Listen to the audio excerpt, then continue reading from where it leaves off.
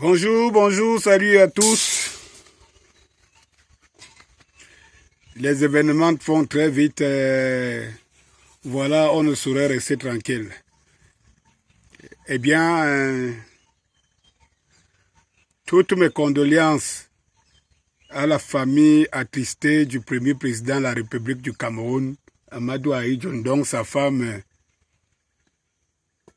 venait de nous quitter.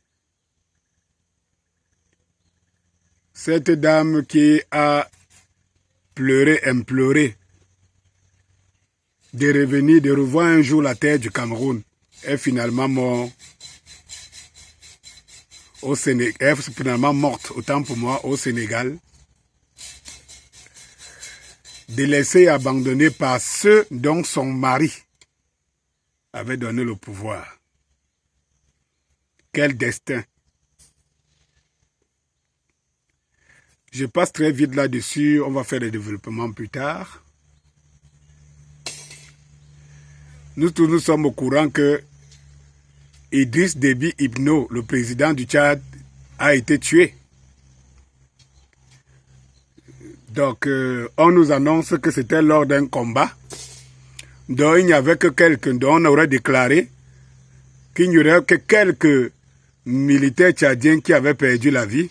Mais on ne comprend pas, dans cette déclaration officielle, que dans un combat qui a été gagné et que quelques militaires tchadiens ont perdu la vie, que parmi ces militaires soit le président de la République, fut-il maréchal avec les armes au poing. L'avenir nous dira la vraie raison ou alors comment Idriss Déby Itno est mort. Tout ce que nous retenons, c'est que ça répond à une analyse que j'ai faite ici il y a plus d'1 an, pour ceux qui suivaient mes directs, où j'ai démontré que dans le précaré de l'Afrique centrale, c'est-à-dire que donc parrainé par la France, si vous êtes un bon élève, vous n'avez que deux choses. Soit mourir au pouvoir, soit d'y être chassé ou tué. Et la tradition est respectée au Tchad. C'est-à-dire pour que Idriss Déby parte après 31 ans de pouvoir, il venait de briguer un autre mandat, il ne pouvait que mourir pour partir. Et il faut être en Afrique centrale, parrainé par la France, pour voir qu'un président est toujours remplacé par son fils. Ça fait combien? Ça fait Omar Bongo au Gabon. Ça fait Eyadema, je crois, au Togo. Ça fait Kabila au Zaïre. Et maintenant, ça fait Idriss Déby au Tchad.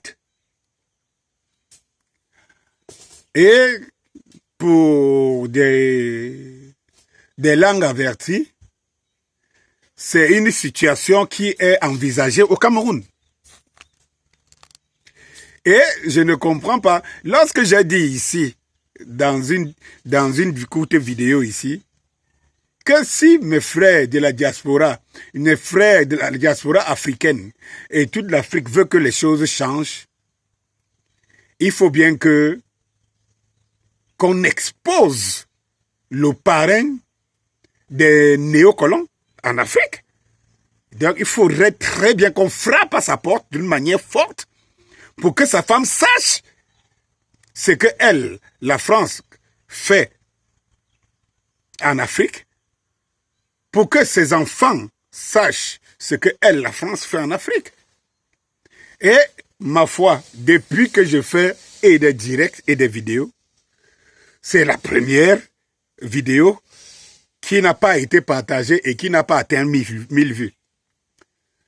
Cela démontre tout simplement, et je suis fier de ça, fier de savoir si on ne peut pas répercuter ni répondre. Et c'est cette vidéo où pas de commentaires, moins de 10 commentaires. Alors j'ai compris qu'on anime la galerie. On anime tout simplement la galerie. Vous ne pouvez pas dire que vous menez une révolution, vous êtes aussi fort puissant, vous vous levez tous les matins. Mais quand vous dites que voilà là où il faut aller pour gagner la révolution, tout le monde désiste. On me trouve aujourd'hui dangereux. On trouve que mon discours est dangereux et tout le monde désiste. Et voilà. Et puis, bon, ça, je me dis, à quoi jouons-nous, finalement? À quoi jouons-nous? Ce n'est pas un hasard si la France, si le fils de 10 Déby, son père à peine tué, moins de 2 jours. D'ailleurs, c'est très suspect. Il gagne les élections, il fait la campagne, il met des élections où il est presque le seul et en même temps, il est lui-même le candidat sortant et lui-même opposant. Il gagne à 80%. Il va au front où il n'est pas, où l'armée ne suit pas. Il gagne une bataille dans laquelle il ne perd pas beaucoup d'hommes, mais lui, il laisse la peau. Et le lendemain, on déclare les élections qu'il est vainqueur à plus de 80%. Et puis le lendemain, on déclare sa mort. Vive l'Afrique. Vive l'Afrique. Vive Afrique. Voma, voma, oh. Je vais comme ça citer mon jeune frère Clotal. En fait, nous devons savoir où se trouve le vrai combat. Les années passent, les générations passent et les choses sont les mêmes.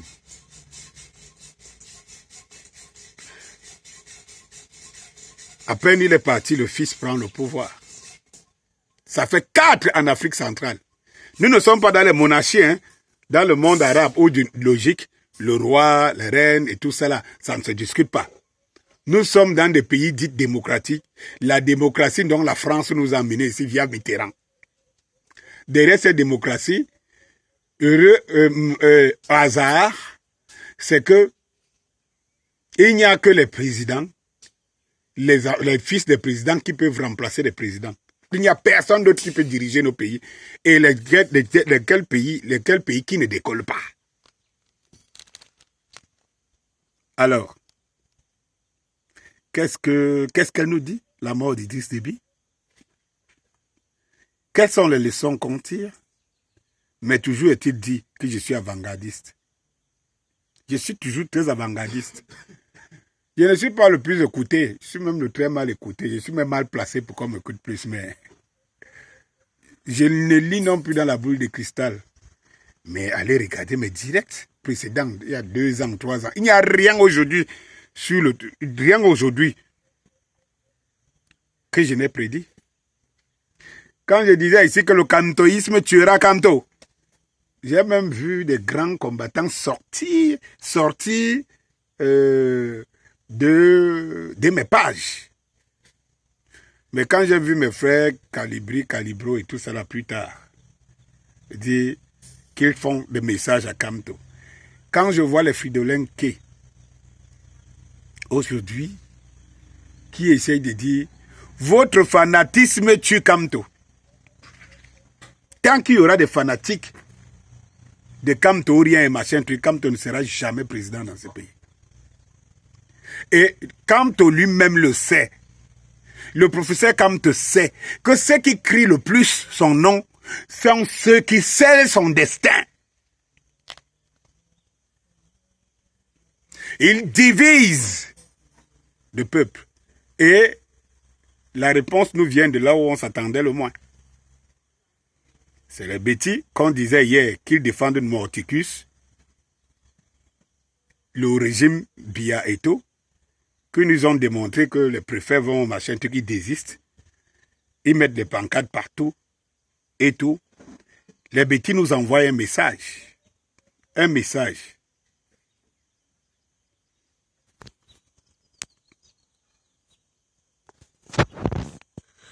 Les bêtis nous envoient un message que nous sommes prêts pour un nouveau Cameroun, pour une nouvelle république du Cameroun. À nous qui estimons qu'on nous bagarrons tous les jours pour ça, de démontrer aux bêtis que nous sommes prêts pour le bon combat et que tous les Camerounais se réunissent pour le bon combat.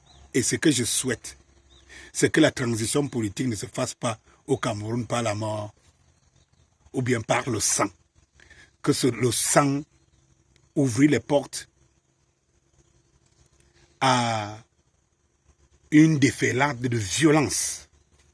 Parce que je comprends que ce n'est que ça que les gens de ces régimes peuvent comprendre.